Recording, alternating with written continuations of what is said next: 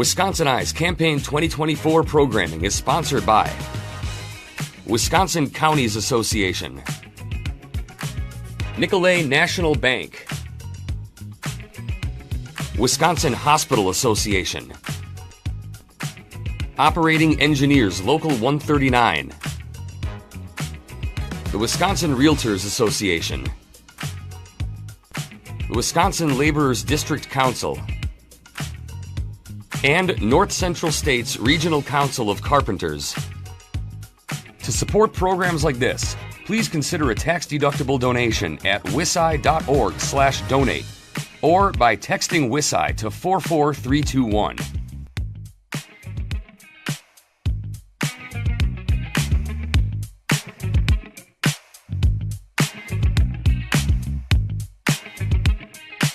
Representative Scott Johnson of Jefferson is the Republican candidate for the 43rd Assembly District. The election is November 5th. Representative Johnson, welcome to WisconsinEye. Thank you very much. And thank you for participating in our candidate interviews. What is your campaign's key message? Why are you running to be reelected to the Assembly? Education, roads, local government. Those are they're pretty basic. I think education by far is the biggest foundation for our future. So what's an example of a bill that would be a priority for you to introduce if you're reelected? Properly funding K-12 education. The current funding model, I think, it's running its course. We have seniors who are being taxed out of their homes. They're being forced to make a decision between, do I increase my taxes or do I buy my medications? Or we have lower income renters who are facing, do I increase the tax for supporting my children's education or do I buy food? And I think we're going to start having a lot of these referendums, which is the way we now balance our school budgets, starting to fail because people make choices they don't want to have to make. So if you're reelected to the Assembly, the state is facing has more than a $3 billion surplus. What would be your top two priorities for use of that surplus funding? I'm guessing it would be schools. One of them? Well, I think one of them would be schools, but it's one-time money. It's like a savings account. You can only spend it one time. So to put it into recurring expenses would be challenging. In the course of reforming education, I would want to reduce the local property tax on homeowners and renters. That would be replaced with a redirected general fund revenue. And I don't want to penalize those school districts. I want them to have opportunities, those lower spending districts, to be a mechanism in there where they could gain or close that gap between high spending districts and themselves. The investments, so that's one way of returning some of that surplus, but the investments in education, roads, infrastructure, shared revenue have always proven to be very beneficial. And I think that, again, particularly the investment in education just is a very positive indicator to what our future can be. What about taxes? Is any part of your platform related to tax cuts or tax reform in any way? Only in the reduction of the local property tax that supports K-12 education. That is a means, I think, of getting tax return to the limited income people, the seniors on fixed incomes, the renters that are, call them working poor. It's a way of getting those tax dollars back into the hands of the people that are most in need of that boost during these inflationary times. You've mentioned K-12 education as a high priority for you. What do you think is working well in K-12 education, and are there other things that need to change other than the funding formula? Funding really affects all of it. clearly we have an issue relative to special education reimbursements.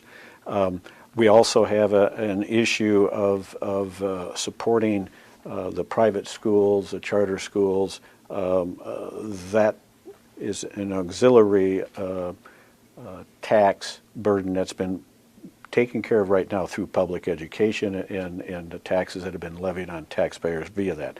I think there's already that movement was already underway to try to separate out funding those school choice and you support that and take care of that. I think if we need to properly fund education in general, okay? I think it just needs to be, we need to take it head on. It's not a politically, what shall I say? I'm stepping into perhaps a landmine field here, but I believe we do need to reformat how we support the education of our children. What about higher education? 4-year colleges, 2-year colleges, technical colleges. What does the future of that system look like to you, and where should the legislature focus? We realistically need to have all of our children post-high school and our young workforce, or our labor force in general, going to some schooling after high school, whether it be a trade school, a tech school, or those that are gifted or blessed to be able to go to college to do that. But those high-end paying jobs in the trades and the tech schools, whether they be apprenticeships or internships, those are life and family supporting jobs that these young people could get skilled at. And then if they still wanted to go to college and get that diploma, they could do that. They might find that their skilled trade might earn them twice what their college diploma might.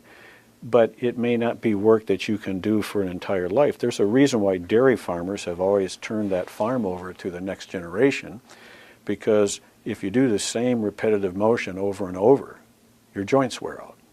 Do you support more funding for the University of Wisconsin system? Yes. What do you see as the state's largest workforce development challenge, and how would you address it? Well, I think the workforce challenge is, as I've already mentioned, it's education, training for these high-tech jobs, the utilization of internships, apprenticeships.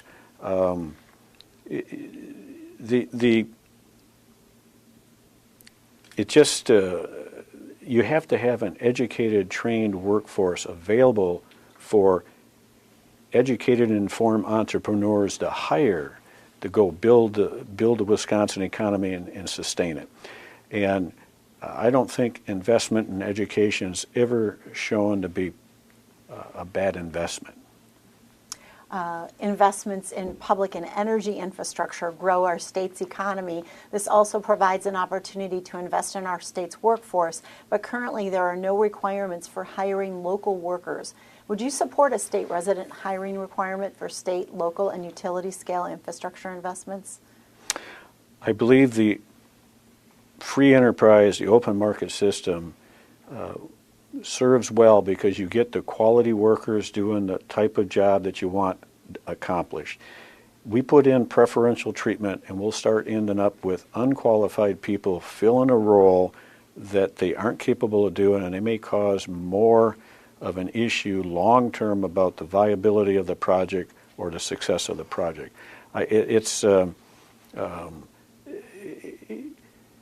If we're putting items out for bid and we have a bidder who is capable and has shown through previous projects capable of doing it, yes, it would be nice to have local workers. But we may already have a local contractor capable of doing that work, but maybe that work performance hasn't quite measured up. Are we better off to take a second choice or to take the firm that's capable of delivering what's desired? Employee classification is an issue in the construction industry. Some employers misclassify workers as independent contractors or pay them in cash off the books. This lowers costs by avoiding payroll taxes and unemployment insurance, and it puts compliant companies at a disadvantage when bidding on projects.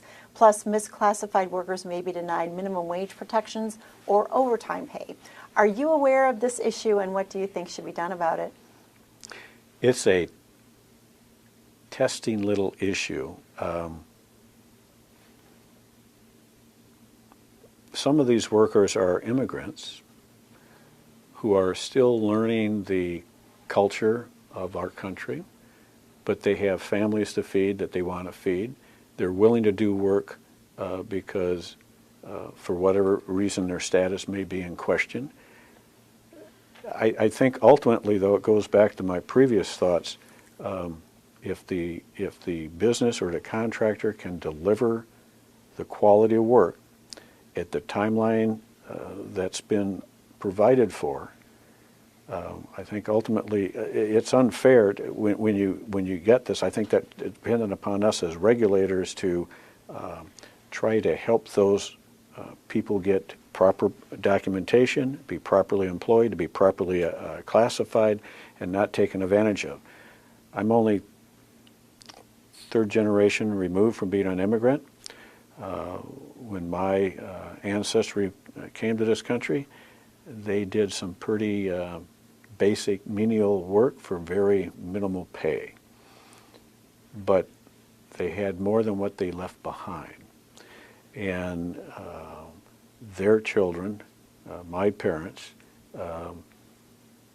agriculturists, farmers, still had a better life than what they had on the farm. So I think we have to, it's a balancing act as far as how we handle it, but we need to have a level playing field for employers, but ultimately I think the performance of the product is what either allows you to continue to succeed or not. What about housing? Affordable rental housing is an issue in Wisconsin, and some have supported government-imposed rent control to maintain affordability, while others argue keeping rent artificially low will decrease rental supply, resulting in increased prices. What is your sense of housing as an issue, and which best addresses rental housing affordability? Is it rent control or building more rentals or some other solution? The marketplace, the free enterprise marketplace, will supply the housing as needed, where needed. We have a housing shortage across our state, probably across our country.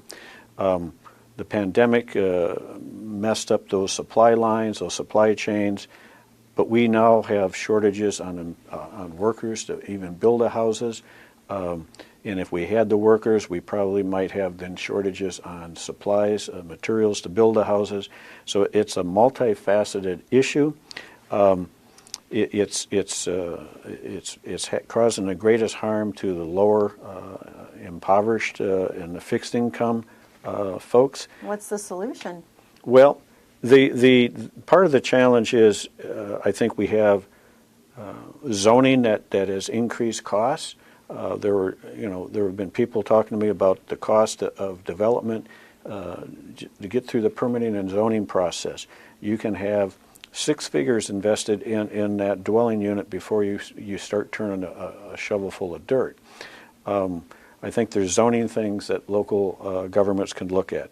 I described the fact that we have a lack of labor, and again, it's a matter of developing a trained, qualified workforce. We need to encourage more of our current workforce to go back and get themselves the type of training that could really support their families. Affordability, and you have to have that, if you can have that quality workforce that can be employed by quality employers, they most likely can afford the housing that may be available. There's simply a shortage, and it's being bid up because vacancy rates are running 1 or 2%. Let's transition to healthcare. Medical systems are facing numerous headwinds in the form of inflation, workforce development, and issues around Medicare and Medicaid reimbursement, resulting in fewer services and even the closure of a hospital system in western Wisconsin. What would you do to preserve access to care and prevent future closures? Healthcare is just an outstanding situation. We're the richest country with the most expensive healthcare system that leaves perhaps as many as half of our citizens out of insurance. we have challenges with Medicare reimbursement rates.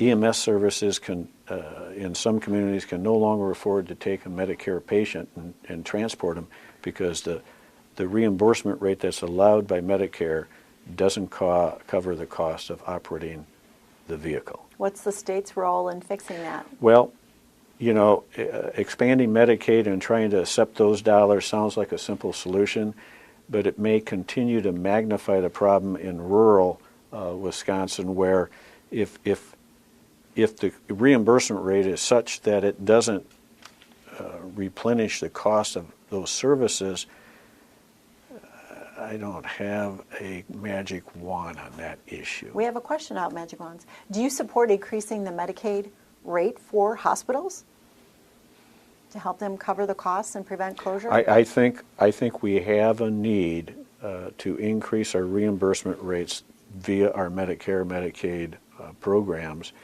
so that these local services can continue to exist, or we will continue to shutter rural hospitals. And what took place in northwestern Wisconsin was a much bigger issue, but it's a piece of it. What about mental health care? What are you hearing on mental health care, and what are some solutions there?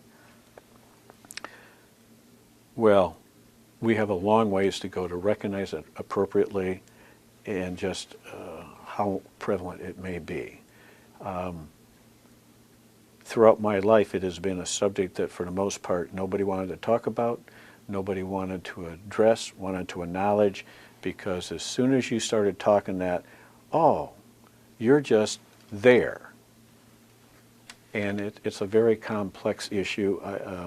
I think we're starting to address it with our schools. I think we're starting to address it with in our safety, our police departments. But we probably haven't come close to identifying the magnitude at which we need this. I think many of our police officers, while not trained in mental health care, probably, you know, a third of their encounters need that type of training to handle those people. So you support more resources for we training? need more resources in the field we should not be tasing or shooting people who are mentally unstable because they aren't following directions, because they can't understand, they don't comprehend, their mindset is in such a place that you ask them to do this and they don't do it. I want to move on to abortion policy. How should Wisconsin move forward on the issue of abortion? Should I ask what the present acknowledgement is of the current status where the state's at? I think things are in the courts. The court has, by judicial decree, basically said 20 weeks is doable.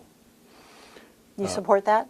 In caucus, I have asked for us, when we put together our bill that we passed in the Assembly, I argued for 18 to 20 weeks.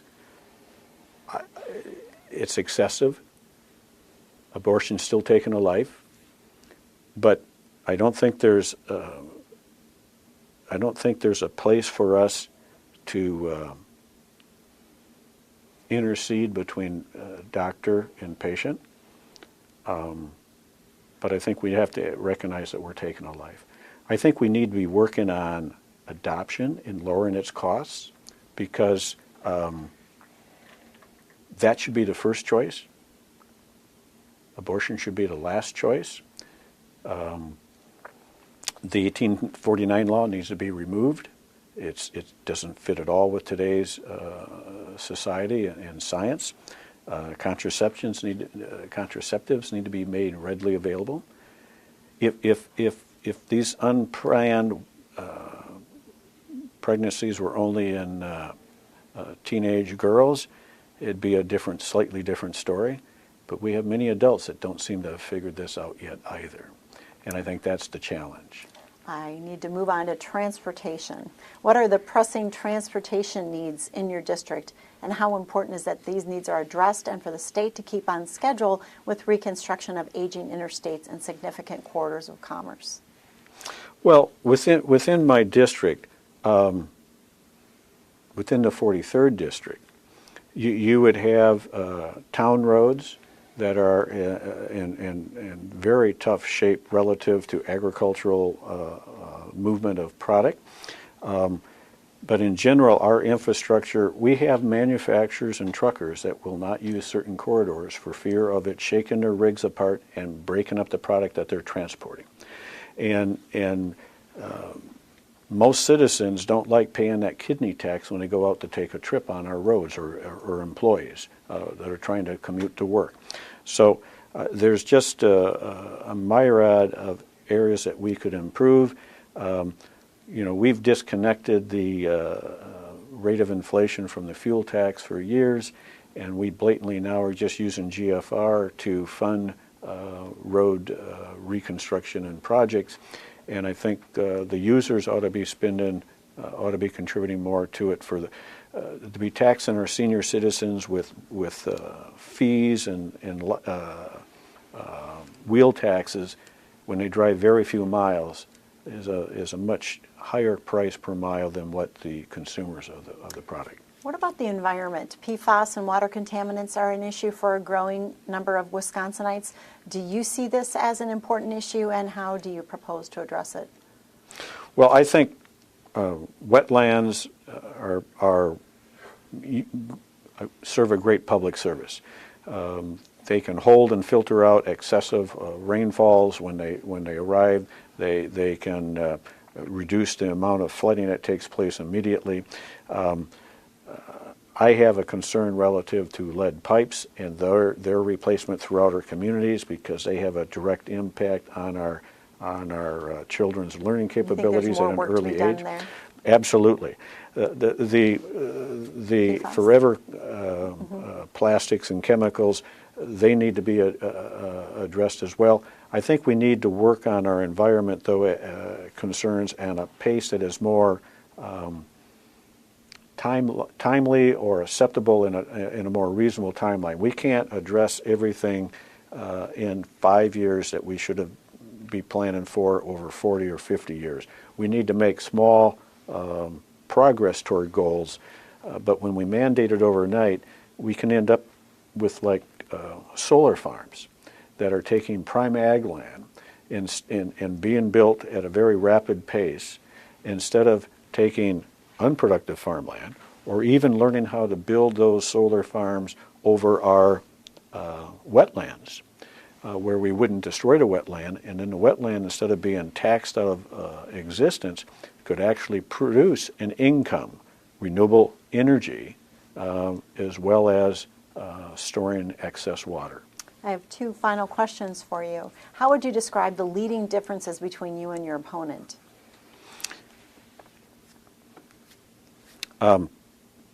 I've shown my work ethic. I've delivered on education funding. I've delivered on shared revenue funding. I've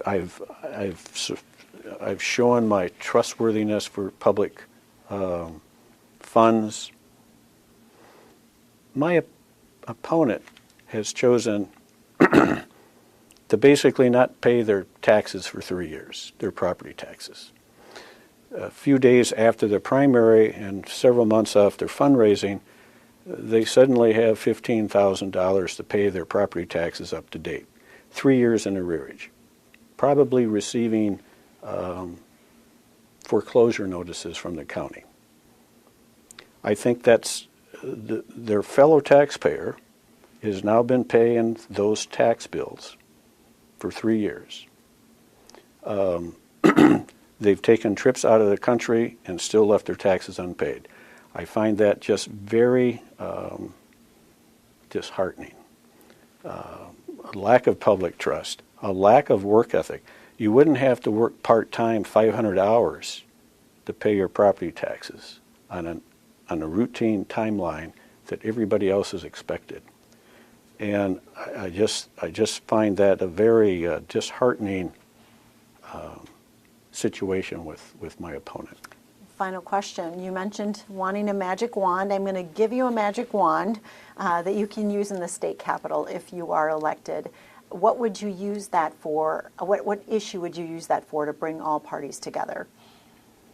K-12 in higher education funding. Thank you, Representative Scott Johnson of Jefferson, Republican candidate for the 43rd Assembly District. The election is November 5th.